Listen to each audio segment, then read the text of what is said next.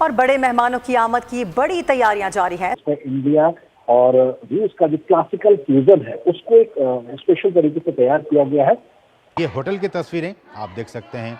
तमाम जो भारतवंशी हैं वो वहाँ पे उनका इस्तकबाल कर रहे हैं, उनका वेलकम कर रहे हैं, उनका तहे दिल से स्वागत कर रहे हैं। प्रधानमंत्री भी हाथ जोड़कर उन तमाम लोगों का, और आप देख सकते हैं इसमें वहाँ के कुछ लोकल जो स्थानीय नागरिक हैं रशियन, वो भी वहाँ पे मौजूद हैं और वो भी हाथ जोड़कर, जैसा कि हमने कहा कि अब जो नमस्ते है वो भी अब लोकल से ग्लोबल हो चुका है। तो आप देख सकते हैं कि इन तस्वीरों में किस तरह से जो रूस की महिलाएं हैं, जो विदेशी महिलाएं हैं, जो विदेशी नागरिक हैं, वो भी अब हाथ जोड़कर नमस्ते कर रही हैं। 3-4 बातें बड़ी जो है वो तेजी के साथ ऐसी हैं जो पिछले 24 घंटों में हुई हैं। एक बहुत बड़ी डेवलपमेंट इस वक्त हो रही है दुनिया में। एक बड़ी समिट ब्रिक्स, और ब्रिक्स को होस्ट कर रहे हैं रशिया के प्रेसिडेंट पुतिन। सुनने में आ रहा है कि प्राइम मिनिस्टर मोदी जो है उनको एक बड़ी इंपॉर्टेंट पोजीशन है क्योंकि इंडिया एक फाउंडिंग मेंबर है।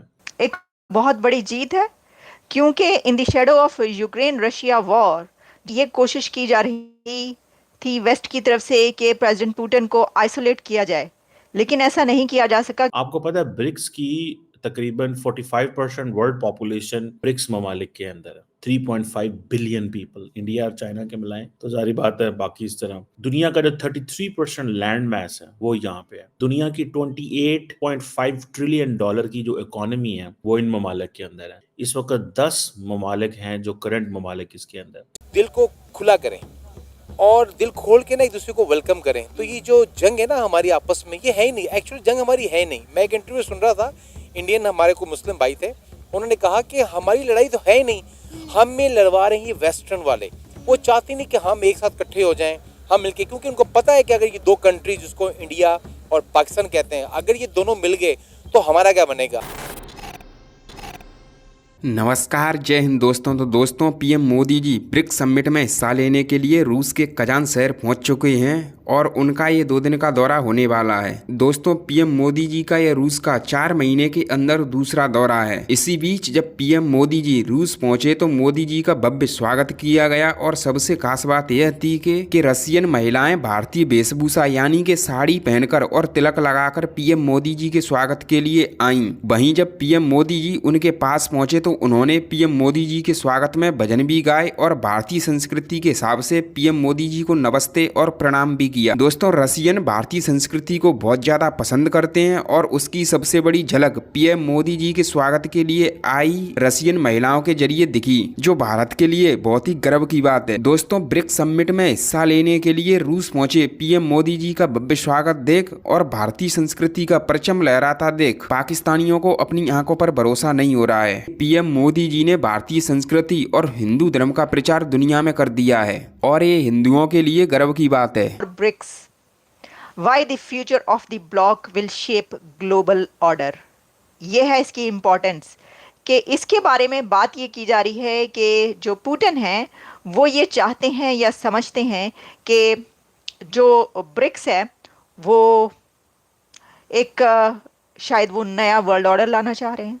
चलें इसके ऊपर बात करते हैं। सबसे पहले आपको बताएंगे कि मोदी साहब जब रवाना, उन्होंने कहा India values the close cooperation with BRICS which has emerged as an important platform for dialogue and discussion on issues concerning the global development agenda, reformed multilateralism, climate change, economic cooperation, building resilient supply chains, promoting cultural and people to people contact among others, he said. इसमें बहुत सारे various topics उन्होंने इसको शामिल किए।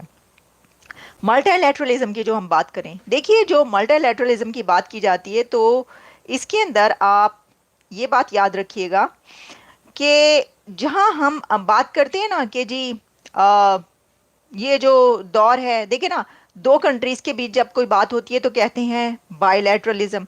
जैसे कि जबकि यूनिलैटरलिज्म की जब हमने बात की तो एक कंट्री जब एक एक्ट करता है अलोन, बायलैटरलिज्म में हम देखते हैं 2 कंट्रीज साथ मिलकर जो है वो चलते हैं और इसी तरह पार्टनरशिप की बात की जाती है। लेकिन जो मल्टीलैटरलिज्म है उसको आप एज ए कोलैबोरेशन डिफाइन करते हैं और इसमें between several countries, not among 2 countries or 3 countries, several countries in pursuit of a common agenda। तो जब ये मल्टीलैटरलिज्म की इसके अंदर बात की जा रही है तो क्या होने जा रहा है? इसकी वजह यह है कि ब्रिक्स के जो कंट्रीज हैं उसके साथ साथ कई और कंट्रीज भी इसमें शामिल हो चुके हैं।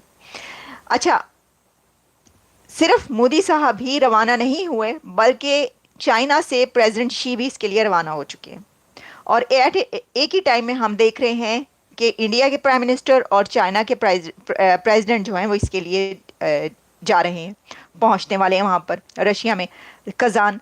अब ये एक बहुत इंपॉर्टेंट डेवलपमेंट इसलिए है कि अभी इंडिया और चाइना के बीच जो एग्रीमेंट हुआ, जो ब्रेक थ्रू हुआ, जिसमें 2020 से पहले वाले जो पोजीशन है उसके पर वो चले गए और उसमें जो पेट्रोलिंग है उसको भी कम करने की बात हुई। यानी ये आप समझ सकते हैं कि एक तरीके से जो पीस के लिए जो काम करना चाहते थे और जो कॉन्फ्लिक्ट था उसको रिजॉल्व कर लिया उन्होंने।